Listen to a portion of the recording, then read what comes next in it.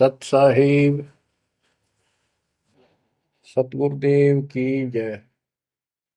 बंदी छोड़ कबीर साहिब जी की जय। बंदी छोड़ गरीबदास जी महाराज जी की जय। स्वामी राम देवानंद जी गुरु महाराज जी की जय हो।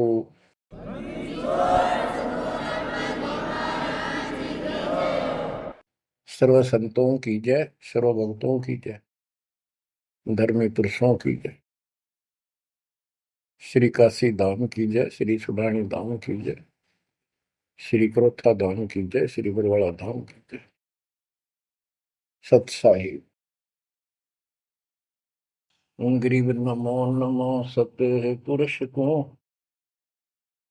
नमस्कार गुरु की नहीं।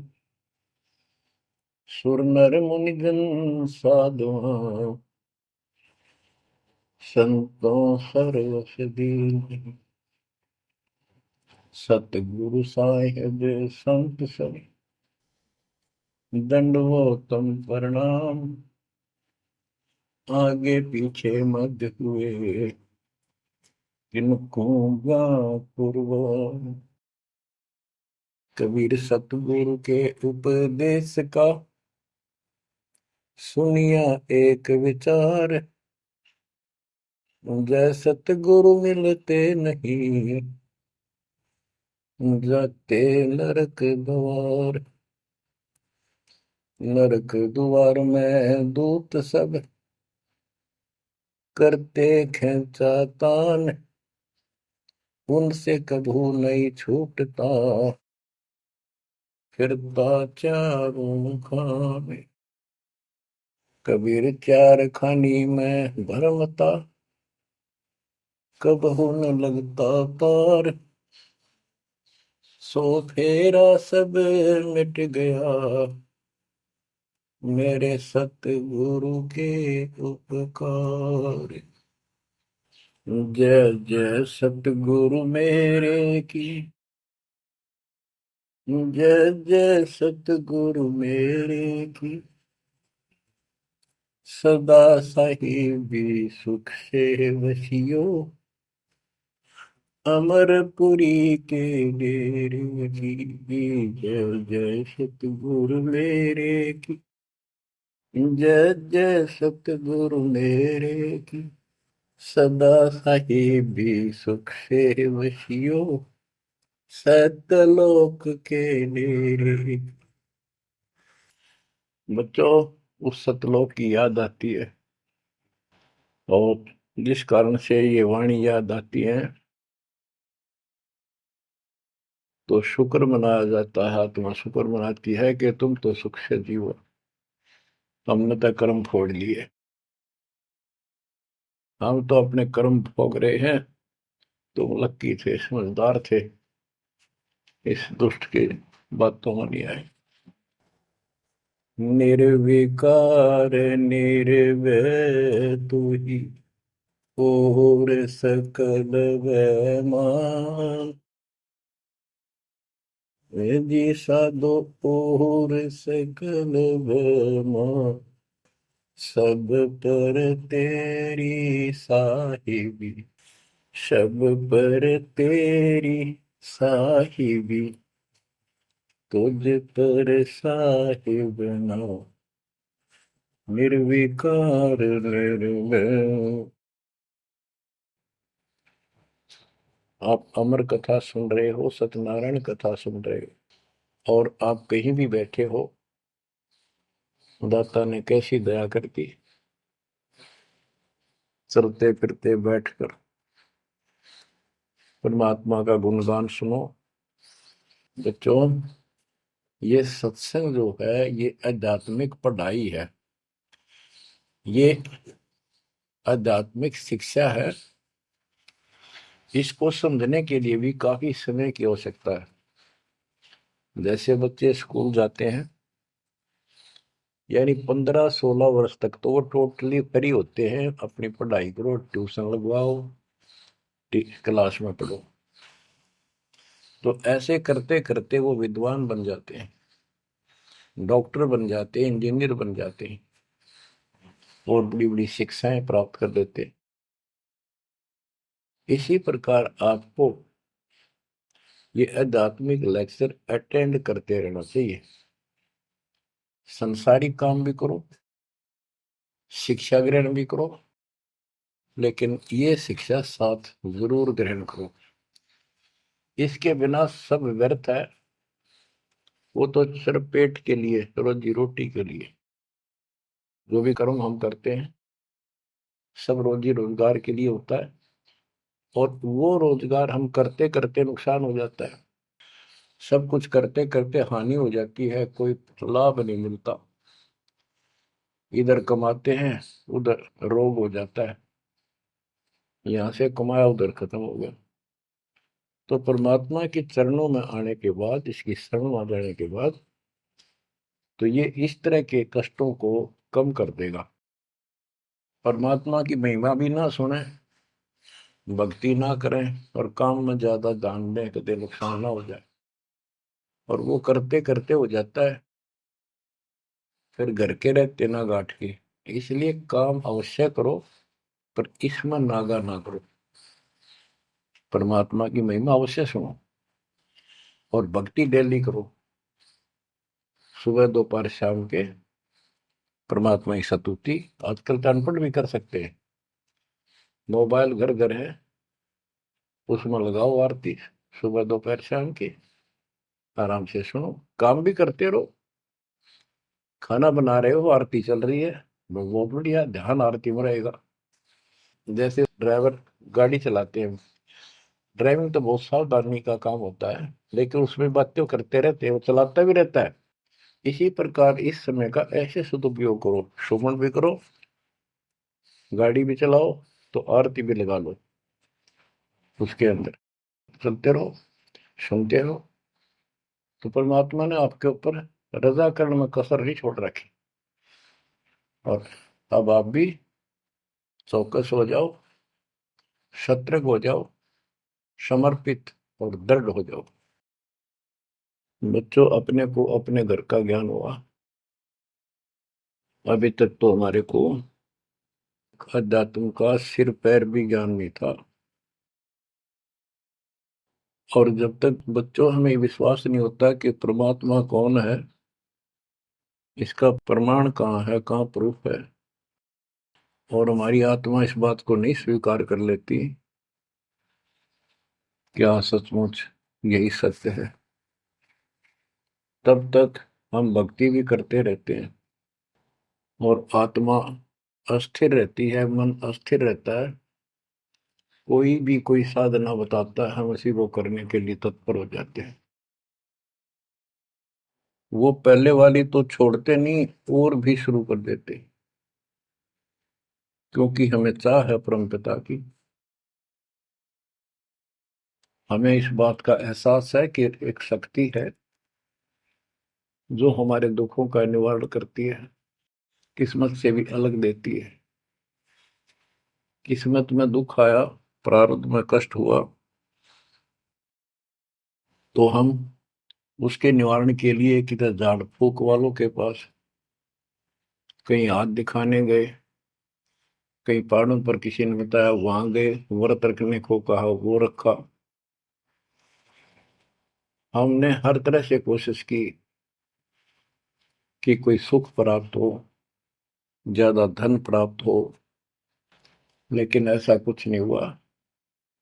वैसे कभी इत्तेफाक से कोई दाव लग गया, कोई हटकर कोई ऐसा लाभ होता दिखा हो गया, वो होना तो था कर्म का, प्रारब्ध में आ गया कोई, और वो सूत बैठ गया, और हम और दृढ़ हो गए उन्हीं पूजाओं पर, उन गलत साधनाओं पर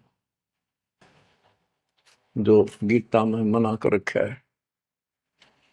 दास अपनी बताता है, ये आपके साथ भी अवश्य हुई है, आपको अब एहसास होगा। जैसे दास बचपन से रामकृष्ण और विशेषकर विष्णु जी का, कृष्ण जी का विशेष भक्त रहा है, इसके साथ हनुमान जी के प्रति भी लगन में, तड़प में, चाह में कोई कमी नहीं थी। इस कारण से मंगलवार का व्रत रखना, किसी ने बता दिया कि जिला राजस्थान में सालासर एक स्थान है जहां पर हनुमान जी का बहुत प्रसिद्ध मंदिर है और वहां जाने से सारे सुख हो जाते हैं। तो दास सिरसा सर्विस करता था। हरियाणा का एक शहर है, पंजाब से सटा हुआ डिस्ट्रिक्ट है। वहां से पता चला तो दास बैठ के ट्रेन में सालासर पहुंचा, शुरू उतरा वहां से अन्य साधनों से। वहां एक छोटा सा गांव सालासर, वहां एक छोटा सा मंदिर और उसमें एक पत्थर की मूर्ति, उसकी शक्ल भी ठीक सी कोई ना, हनुमान का वो आइडिया लगाया जाता। उस समय ये सन 1978 की बात है। ऐसा कोई वहां पर ज्यादा भीड़ नहीं होती थी। हम सुबह आराम से दर्शन कर लेते थे। हद से हद 500-400 आदमी जाते थे। फिर देखते देखते 10 साल में वहां पर टेढ़ी मेढ़ी लाइन बनने लगी, यानी 4-4 घंटे में नंबर आने लग गया। और उस दौरान जैसे भी कोई राहत मिली, जैसे सर्विस लगी, पढ़ते थे, पास होते चले गए, हनुमान जी और श्री कृष्ण की जय जयकार। और जैसे हम पढ़ते थे, पास होते चले गए। तो ये श्रेय अपने इन इष्ट देवों को मानते थे जो एक से अनेक थे। श्री विष्णु भगवान, कृष्ण जी, श्री राम जी और हनुमान जी, शंकर भगवान जी।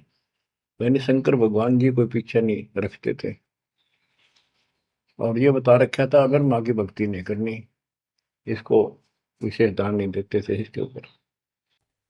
फिर भी पास हुए, सर्विस लगी, पुत्र प्राप्त हुआ। फिर पुत्री संतान होती चली गई और इतनी खुशी हुई कि सारा कुछ हनुमान जी ने, श्री कृष्ण जी ने, विष्णु जी ने कर दिया। और ये देख रहा है दास के जो कबीर नास्तिक है उनके भी ये सुख हो रहे थे। तो बात ये है, अब पता चला कि ये साधना वो सुख देने की थी नहीं जो हम इनके सिर कर रहे थे। यकीन से होगा इनको श्रेय दे रहे थे। तो बच्चों, कबीर पीछे लग गया जाऊं था मैं लोक वेद के साथ, मार्ग में सतगुरु मिले, दीपक ले दिया हाथ। इस भक्ति के सफर में हम लोक वेद के आधार से इधर उधर भटक रहे थे, सही मार्ग मिला नहीं था और कभी भी मंजिल प्राप्त नहीं कर सकते थे। ठीक है, हमारी तड़प थी तो भगवान भी मिले। जैसे वेदों में प्रमाण है, ऋग्वेद मंडल नंबर 9, सूक्त चमन, मंत्र 3 में, कि परमात्मा सबसे ऊपर के लोक में बैठा है। फिर ऋग्वेद मंडल नंबर 9, सूक्त 82, 1, 2, 3 में, ऋग्वेद मंडल नंबर 9, सूक्त 86 के 26-27 में। तो ये बताते हैं कि परमात्मा अच्छी आत्माओं को मिलता है, वहां से गति करके नीचे आता है, उनके संकट दूर करता है, उनको सच्ची राह दिखाता है अपने मुख कमल से। ऋग्वेद मंडल नंबर 9, सूक्त 96 के 16 से 20 तक, ऋग्वेद मंडल नंबर 9, सूक्त 94 का मंत्र 2, 95 का मंत्र नंबर 1। इन सब में मिलाकर एक निष्कर्ष निकलता है कि परमात्मा ऊपर से गति करके आते हैं और यहाँ अच्छी आत्माओं को मिलते हैं। एक कविता, काव्यों यानी लोकोक्तियों, शब्दों, वाणियों, साखियों के माध्यम से अध्यात्म ज्ञान अपने मुख कमल से बोलकर सुनाते हैं। और वो एक कवि की तरह आचरण करते हुए वर्जम घूमते फिरते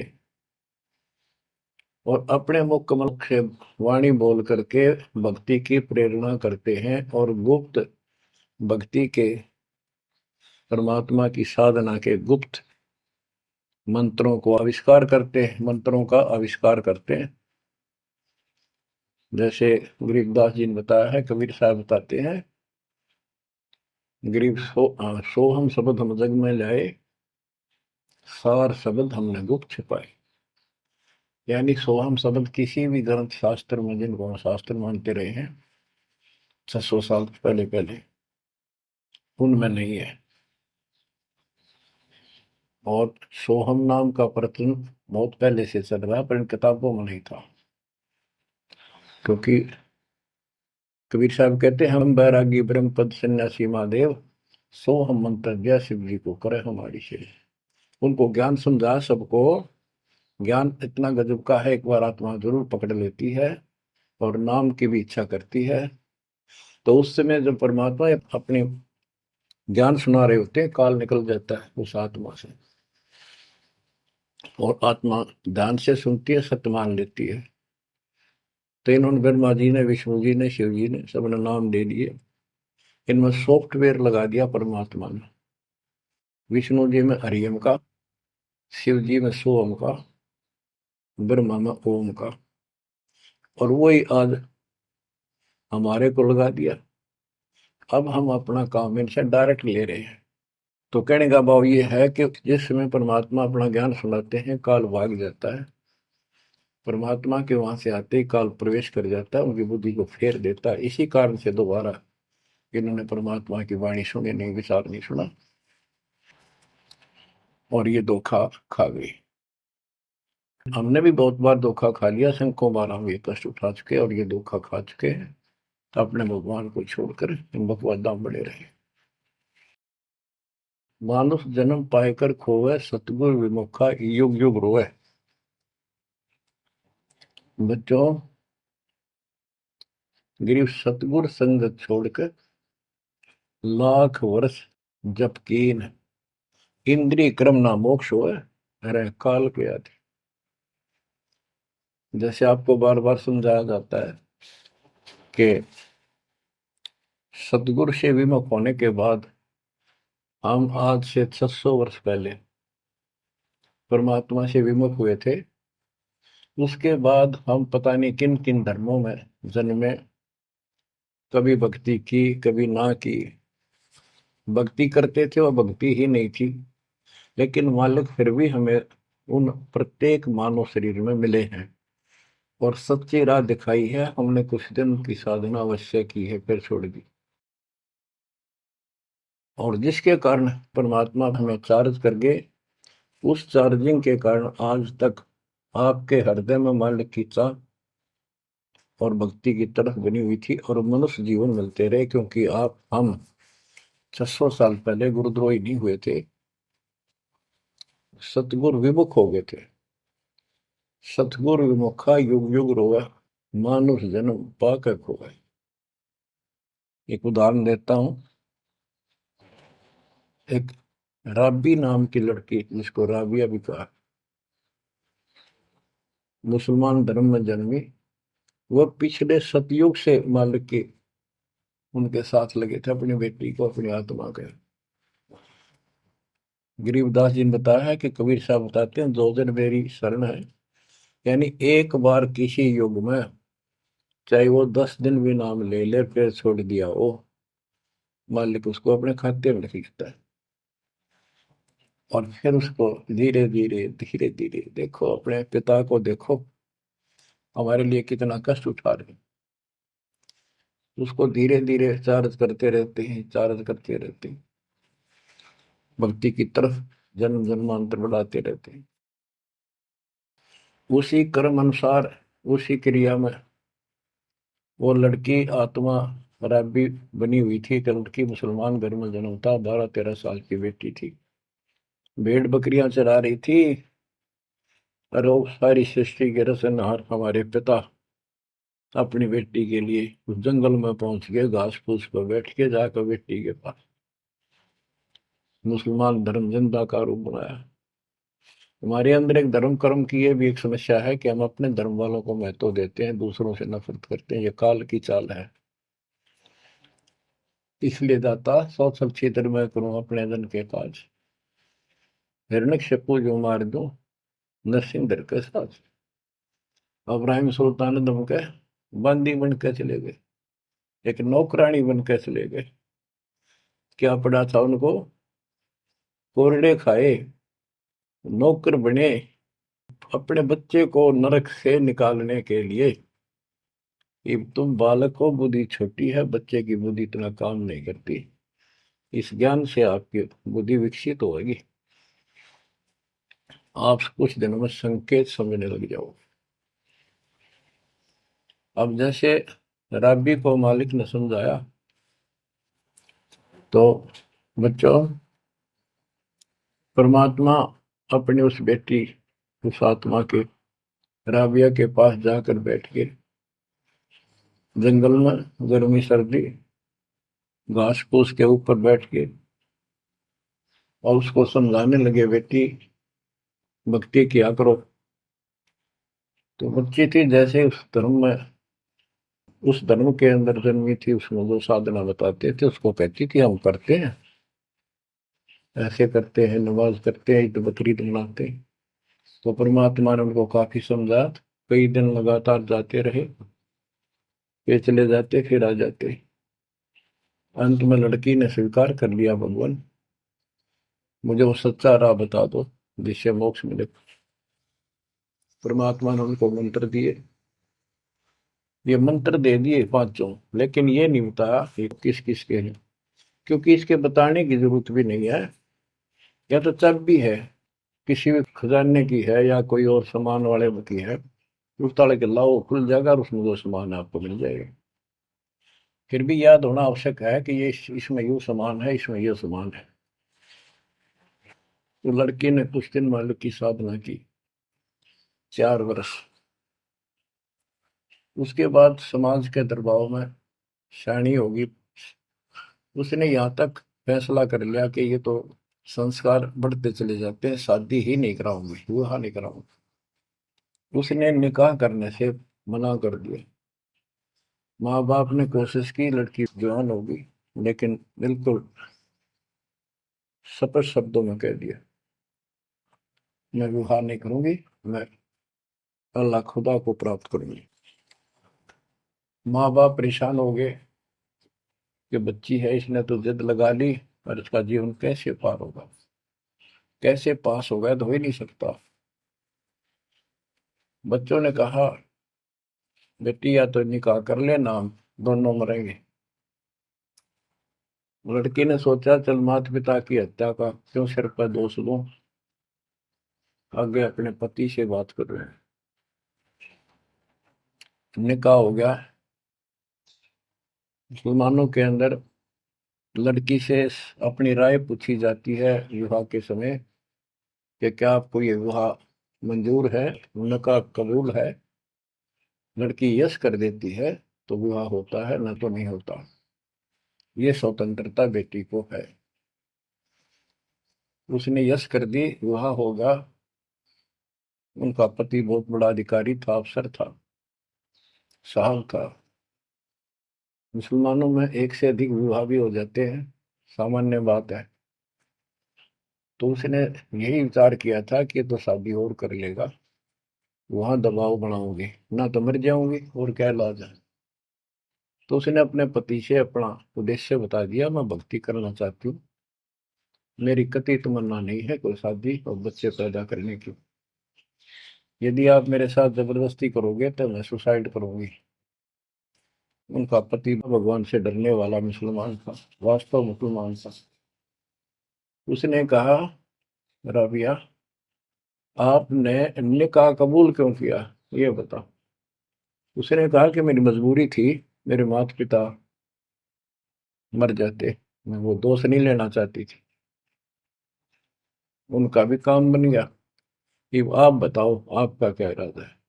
मेरा फाइनल है, या तो मौत या अपनी भक्ति करूंगे। इतना दृढ़ विश्वास देखकर उसने कहा कि राबिया कोई बात नहीं, आप भक्ति करो, मैं अल्लाह के मार्ग में बात नहीं बन सकता, मैं भी भगवान से डरने वाला हूँ। लेकिन जैसे आपकी लोक लाज के कारण आपके पिता की समस्या प्रबल थी, इसी प्रकार समाज हमारा भी है, लोक लाज हमें भी है। आप मेरी दृष्टि में, मेरी तरफ से तो मेरी सिस्टर होगी, समाज की दृष्टि में मेरी वाइफ बन के रहना होगा। वो बोली मुझे मंजूर है। उसके लिए अलग व्यवस्था कर दी, अपनी भक्ति कर, किसी चीज की कमी नहीं आने देंगे। उसने अपनी और शादियां कर ली। अब वो 50 साल की होगी, सब देखा कि ये तो बिल्कुल देवी का रूप है, पलक भी उठाकर नहीं देखती। ये पिछले संस्कार थे, वो बैटरी चार्ज थी, उसमें चाह थी, आगे बैटरी लगी नहीं है, धीरे धीरे नष्ट होगी। या रोड मारा काल मारी, ये बहुत बड़ा षड्यंत्र है। सतगुरु कबीर साहब ने इसको कोई खोल नहीं सकता, इसे बचा भी नहीं सकता। इसलिए सतगुरु की शरण नहीं छोड़नी चाहिए। उसने अपने पति, जो संसारिक दृष्टि के पति से कहा कि मैं हज करने जाना चाहती हूँ। उसने कहा अच्छी बात है, जाओ, और कोई व्यवस्था ऊंट घोड़े की करवा देता हूँ, उस पर आराम से बैठ कर जाइए। बोली नहीं, मैं पैदल जाऊंगी, क्योंकि ये आस्था हमारी भगवान के प्रति अहंकार में नहीं, ऐसे जावा तो और बढ़िया है, ये वो शुरू से धारणा है। उस समय साधन भी नहीं होते थे, ऊंट घोड़े होते थे, रेगिस्तान में ऊंट ही चलते थे। वो बोली नहीं, मैं पैदल जाऊंगी। राबिया पैदल जा रही थी, रास्ते में कुआं था, उसको बाल्टी और रस्सा नहीं था। एक कुतिया वहां पर बहुत बुरी तरह रो रही थी, कभी कुएं की तरफ जा रही थी, राबिया के चरणों की तरफ आ रही थी। वो समझ गई कि प्यासी है, और साथ में बच्चा है, मरेगी की, बच्चे भी मरेंगे। आओ देखा ना ताओ देखा, दया बिना दरवेश कसाई। वो दरवेश थी, संत थी, दयालु थी, असली मुसलमान थी। उसने अपने बाल पाड़े सिर के, रस्सी बनाई लंबी, वो 100 फुट नीचे पानी होता था, और फिर अपने कपड़े निकाल कर शरीर के, उसके बांध कर नीचे भिगो के बाहर टपकाए। निचौड़े एक मटके के टूटे हुए पात्र में कुतिया ने जी भर का पानी पिया, और लड़की ने अपने जो सिर के बाल पड़े, थोड़ा बहुत खून निकला था, रक्त, ब्लड को साफ किया, कपड़े पहन लिए, मक्का के लिए चलने लगी। वो मंदिर उठ के मक्का कुएं के साथ आकर खड़ा हो गया। लड़की ने तो जाना ही मक्का में था, एकदम प्रवेश कर गई। उधर इब्राहिम सुल्तान अदम की पहले बॉडी में वो आत्मा गई हुई थी, क्योंकि परमात्मा उनको भी प्रेरित करते हुए आ रहे थे। जो इब्राहिम सुल्तान अदम बाद में सम्मान बना, तो जिनको ये ज्ञान हो जाता था, वो अपने धार्मिक मेलों में जरूर जाते थे औरों को समझाने के लिए। तो इब्राहिम सुल्तान अदम गाड़ी आत्मा वहां गई हुई थी, लोगों में चर्चा हुई, वे मक्का गया कहाँ, हद होगी, मंदिर ही नहीं है यहाँ पर। तब इब्राहिम सुल्तान अदम कहता है, गरीबदास जी बताते हैं, सुल्तान अदम मक्के गया, मक्का नहीं मकान, गया रांड के लेन को यूं कह अदम सुल्तान। लोग बोले रे क्या बोल रहा था, फिर इतने में वो मक्का वापस आ जाता है, और उसमें से राबिया निकली। राबिया देखी, लोग भाग कर प्रवेश किया, देखा तो एक राबिया ने, एक लड़की, उसने अपना परिचय दिया। पूरे मुसलमान समाज में ये बात फैल गई, चर्चा का विषय बना कि भक्ति हो तो राबी जैसी, भक्ति हो तो राबी जैसी, जिसके लिए मक्का उड़कर चला गया जहाज के समान, एयरप्लेन के समान।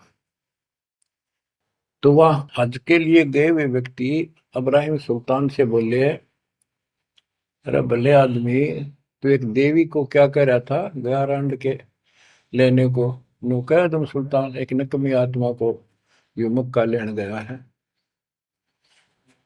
तेरा तो भाई दिमाग खराब हो गया, इसी देवी के बारे में ऐसे शब्द बोले, तुझे पाप लगेगा, दोजख में जाएगा। तब उसने उनको बताया, ये कभी आत्मा इसके लिए आए थे, इसको वहां मिले थे ऐसे ऐसे, और इसने वो सत भक्ति छोड़ दी, क्योंकि परमात्मा साधु रूप में कहीं प्रकट हो जाते हैं, ये उनका एक नियम है, अच्छी आत्माओं को मिलते रहते हैं।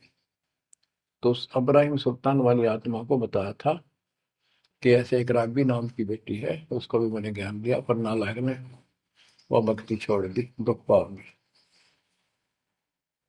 तो उसने बताया कि इसको सत भक्ति मिली थी, डरे डोना ही है यार, उस पिछली साधना के कारण ये सब कुछ हो रहा है।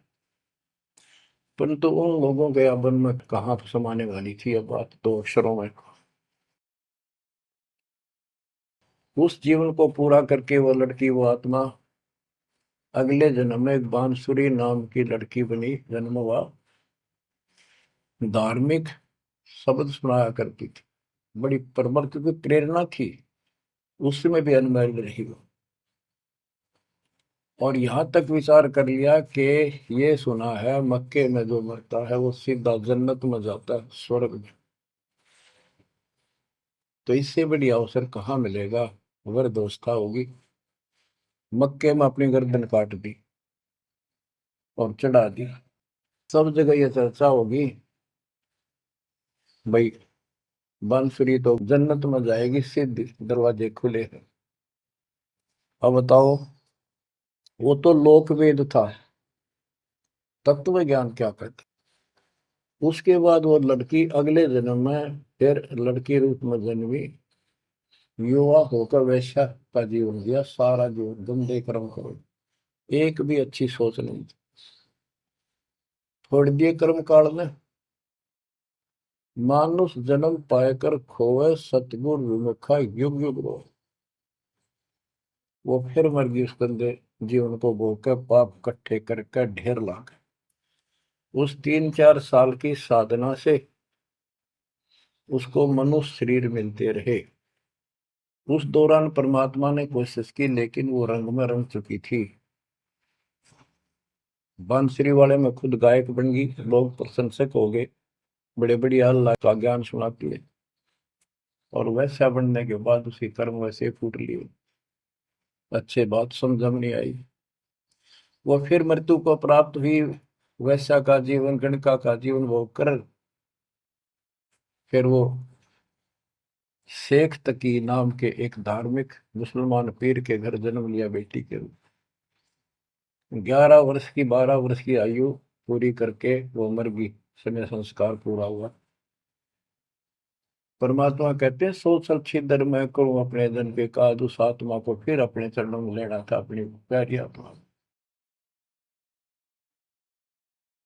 जो जन मेरी शरण है ताका हूं मैं दास, केल के लाग्या करूं जब लग धरती आकाश। तो कारण बनाया, शेख तकी के मन में ये धारणा पैदा की कि राजा सिकंदर लोदी से, जो उसका धार्मिक पीर था शेख तकी, उसने कहा कि आप कहते हो इसने, कबीर ने रामानंद जी को जीवित कर दिया, गर्दन काट दी थी आपने, और आपका जलन का रोग ठीक कर दिया, कमाल जिंदा कर दिया। वो तो वैसे उसमें सदमे में था, वो ऐसे वैसे हो जाता, इत्तेफाक उसको जीवित होना था, इसका कबीर का नाम बन गया। जब जानू मैं इसको, मेरी बेटी को जिंदा कर दे जो कब्र में दबी हुई है, 15-20 दिन हो गए। तो कबीर साहब से कहा गया, कबीर साहब ने कहा कि आसपास के लोगों को बता दो कि आ जाओ, एक कमाल होगा। उस शेख तकीर ने ढिंढोरा पिटवा दिया कि इसकी बेइज्जती हो तो छक्का हुआ है, मूर्ख बना रहा।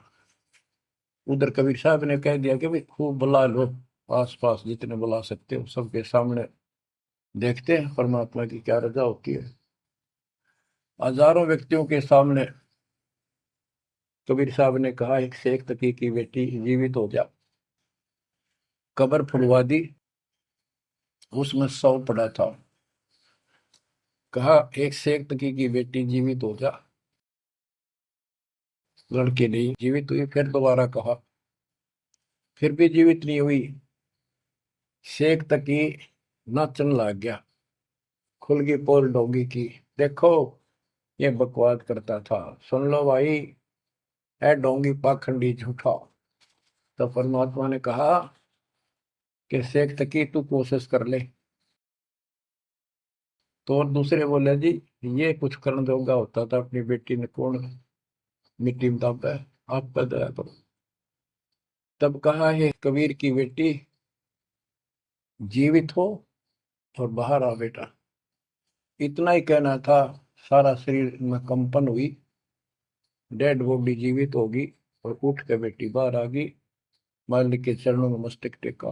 1.5 घंटा तक अपनी पिछली गलतियां और कबीर भगवान की समर्थता सबके सामने बताई और कहा कि ऐसे ऐसे मुझे भगवान मिले थे अल्लाह। ये खुद अल्लाह अकबर हैं, पूरी सृष्टि के रचने वाले, सबके दुख दूर करने वाले। मेरे कर्म फूट गए, मैं इनको छोड़कर ऐसे ऐसे गंदे जीवन जी के मैं आज फिर इनकी कृपा हुई, मैं कोई मनुष्य जीवन शेष नहीं था। पशु पक्षी बनने वाली लाइन में खड़ी थी।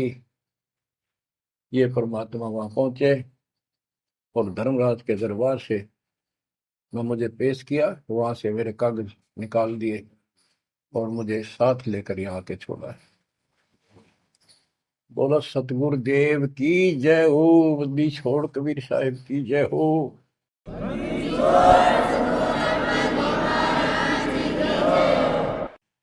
तो उसने कहा बेटी जा अपने पिता के साथ। कबीर साहब ने कहा शेख तकी के साथ। वह बेटी बोली मुझे अपना पिता मिल गया, अपना मालिक मिल गया। इस कर मेरा संस्कार इतना ही था। आप मेरे पिता हो, सारी सृष्टि के मालिक हो, मैं तो आपके साथ रहूं। अपने गुरु के मैं संग संग होली, अपने गुरु के मैं संग संग होली। सखेरे मोहे नेकन आई लाज, आज मोहे गुरु दर से दिखाए। बच्चों यह बात तो बनेगी ऐसे ही। पानी कहते, देसी कहावत है, पानी तो झील में नीचे के स्थान पर आके ही टिकेगा। वैसे पलट में कितना ऊंचा चढ़ जाए लेकिन टिकेगा वहीं आके। मन का तूफान बकवादों का, कहीं धक्के खा लो, आके बात बनेगी सतगुरु शरण। तो कहते हैं गरीबदास जी का है, गिरिव सतगुरु संगत छोड़कर लाख वर्ष जब की, इंद्रिय कर्म ना मोक्ष हो, रहे काल के आखी। सतगुरु पूर्ण संत की संगत छोड़कर चाहे लाख वर्ष तक ये जप करते रहियो, चाहे ये जाप करते रहना, इसका कोई यूज नहीं होगा, क्योंकि कनेक्शन कट चुका होगा, मर्यादा भंग होगी। गुरु बिन माला फेरते, गुरु बिन देते दान, गुरु बिन दोनों निष्फल है, वो व्यर्थ जाएंगे। बच्चों परमात्मा हमारे लिए भटक रहे हैं, इन पिछली गलतियों से सबक लो, इनको फिर से ना दोहराना। जैसे आपको बताया है कि कबीर भगवान है, ये सारी सृष्टि के रचने वाले हैं, ये हमारे पिता, हमारे जनक है, हमारे कष्टों को दूर करने वाले संकट मोचन यही है। लेकिन हम इनको छोड़कर अन्य उपासना करते रहे हैं। जैसे गीता अध्याय 16 श्लोक 23 और 24 में स्पष्ट कर दिया है कि शास्त्र विधि को त्याग कर जो अपनी मर्जी से, इच्छा से मनमाना आचरण करते, मनमानी साधनाएं करते हैं जो शास्त्रों में प्रमाणित नहीं है, उनको न तो कोई सुख हो, न कोई सिद्धि प्राप्त हो, कार्य सिद्ध हो जिससे, और न उनकी गति यानी मोक्ष हो। तो भक्ति करते इसी के लिए है। ये तीनों नहीं हुए तो उस भक्ति का फायदा क्या, लड़ाई ढोने वाली बात। तो बच्चों आपको बताया, सभी वेदों और ग्रंथों से सिद्ध कर दिया कि कबीर भगवान है। वेदों को तो पूरा विश्व मानता है और हिंदू समाज तो इस पे कुर्बान है। उसके बाद दूसरा नंबर गीता, वेदों से भी प्रथम आ चुकी है वर्तमान में, क्योंकि इसमें ज्ञान बिल्कुल संक्षिप्त में और बहुत तीर्थाई सीरीज में। तो इसलिए इनमें सबसे आपको प्रमाणित कर दिया कि कौन सी भक्ति करनी है, कौन सी ना करनी है। गीता अध्याय श्लोक 23 में तो 16 के 23 में तो बता ही दिया कि शास्त्र विधि को त्याग कर मैं अनाचरण करते हैं, उनको कोई यूज नहीं। 24 में कहा कि इससे तेरे लिए अर्जुन शास्त्र ही प्रमाण है, कर्तव्य जो साधना करने योग्य है और अकर्तव्य जो ना करने वाली है, इन्हीं के आधार से करो। गीता अध्याय 9 श्लोक 25 में कहा कि भूत पूजने वाले भूतों को प्राप्त होंगे, पितर पूजने वाले पितरों को प्राप्त होंगे, देवताओं की भक्ति करने वाले देवताओं को प्राप्त होंगे, और मेरी भक्ति करने वाला मुझे प्राप्त होगा। अपनी साधना का पूरी गीता में 8वें अध्याय के 13वें श्लोक में एक मंत्र बताया है, ओम इति एक अक्षरम, ओम इति एक अक्षरम व्यवहारण माम मम ब्रह्म अनुसमरण। ओम इति एक अक्षरम मम मम ब्रह्म यह प्रयाति तजन देव से याति परमात्मा। मुझ ब्रह्म का केवल एक ही मंत्र है जिसका जाप करना अंतिम सांस तक जो इसकी साधना करता है वो मेरे से इस ओम से प्राप्त होने वाली गति को प्राप्त होता है। वो गति कौन सी है, इसके लिए आपको, क्योंकि ये एक लेक्चर है, पीरियड है जो दास आपको दे रहा है, और इसमें टीचर पहले दिन से लेकर 1 साल तक यह पढ़ावा है, तब जा करके बच्चों के दिल में स्वभावत है 100 बार पढ़ा ले तो भी पढ़नी पड़ती है, तभी उसके ऊपर विश्वास उतर जाता है, वो हृदय में जम जाती है। श्री देवी भागवत के 6ठे स्कंद में हिमालय राजा को वो देवी का परम भगत था, कुछ बातें नहीं हो रही थी, तो उसने कहा मुझे मोक्ष दो। धन तो बहुत दे दिया आपने, तो उसने कहा मोक्ष, ये झूठ बोले ने ज्ञान तो है नहीं, और उस भक्ति का ज्ञान इनको, क्योंकि उन्हें वो खत्म कर दिया जो मूल ज्ञान था, सूक्ष्म वेद का वो पार्ट हिस्सा। तो इसने कहा कि ओम का जाप कर। राजा हिमालय से श्री देवी ने कहा, दुर्गा ने, ओम का जाप कर और सब बात छोड़ दे, वो ब्रह्म दिव्य आकाश रूपी ब्रह्म लोक में रहता, उस ब्रह्म को प्राप्त हो जाओगे, तुम्हारा कल्याण हो। गीता अध्याय 8 श्लोक 16 में बताया है कि ब्रह्म लोक में गए वे भी सब पुनरावृत्ति में है। गीता चारों वेदों का सारांश है, ये वेद है, जितना इसमें वेदों वाला ज्ञान है वो सत्य है, कुछ काल ने अपना मिलावटी किया है, वो अलग दिखाई देता है, वो केवल युद्ध कराने के लिए अटकलबाजी इसने की है, और बीच में अपना तड़का भी लगाया है। वो साफ निर्णय हो गया, क्योंकि सूक्ष्म वेद सब कुछ है, उससे सभी छट गया अलग अलग से, ये गलत है ये ठीक है। तो ब्रह्म लोक में गए वे भी पुनरावृत्ति में पुनर्जन्म होता है। गीता अध्याय 4 श्लोक 5 में इसने स्पष्ट कर दिया, अर्जुन तेरे मेरे बहुत जन्म हो चुके हैं, तू नहीं जानता नहीं है। गीता अध्याय 2 श्लोक 12 में यही 10 के 2 में बताया कि मेरी उत्पत्ति तो हुई है, लेकिन ये ऋषि देवता नहीं जानते, क्योंकि ये मेरे से उत्पन्न हुए। फिर उस ज्ञान को, जैसे जहां से शुरुआत हुई थी कि परमात्मा सतलोक से सबसे ऊपर के लोक में रहता, वहां से चलकर गति करके आता है, अपना सच्चा ज्ञातम ज्ञान खुद बोलकर बताता है। गीता अध्याय 4 श्लोक 32 में, ये कोड वर्डों में है गीता ज्यादातर, उसमें बताया कि जो ज्ञान ब्रह्मणे मुखे सचिदानंद घन ब्रह्म ने अपने मुख कमल से बोली वाणी में बोला है, उस वाणी में विस्तार के साथ लिखा है, उससे ये पूर्ण मोक्ष होगा, फिर कभी जन्म मरण नहीं होता। उसके बारे में चौथे अध्याय के 34वें श्लोक में कहा है कि उस ज्ञान को तत्वदर्शी संतों के पास जाकर समझ, उनको दंडवत प्रणाम करने से, कपट छोड़कर उनकी सेवा करने से वो तत्वदर्शी संत जे तत्व ज्ञान का उपदेश करेंगे। गीता अध्याय 15 श्लोक 1 में स्पष्ट कर दिया है, जो इस उल्टे लटके हुए संसार रूपी वृक्ष की के सभी विभाग का नारा नारा ज्ञान बता देता, सभी विभागों का पार्षद सवेदवित वो वेद के तात्पर्य को जानने वाला है। गीता अध्याय 15 श्लोक 4 में कहा है कि उस तत्व ज्ञान के प्राप्त होने के पश्चात उस तत्व ज्ञान रूपी शस्त्र से इस अज्ञान को काट कर, यानी तत्व ज्ञान को ठीक से समझकर उसके पश्चात परमेश्वर के उस परम पद की खोज करनी चाहिए, जहां जाने के बाद साधक फिर लौटकर संसार में कभी नहीं आते। और उसी की भक्ति करो जिसने सारे संसार रूपी वृक्ष को बनाया है, सृष्टि रची है। बच्चों, ये है वो तत्व ज्ञान, ये है वो मूल ज्ञान, सार ज्ञान निष्कर्ष निकाल के रख दिया गया है। अब गीता बोलने वाले ने कहा है कि उस तत्व ज्ञान के अंदर सब कुछ निष्कर्ष है, उसको समझो।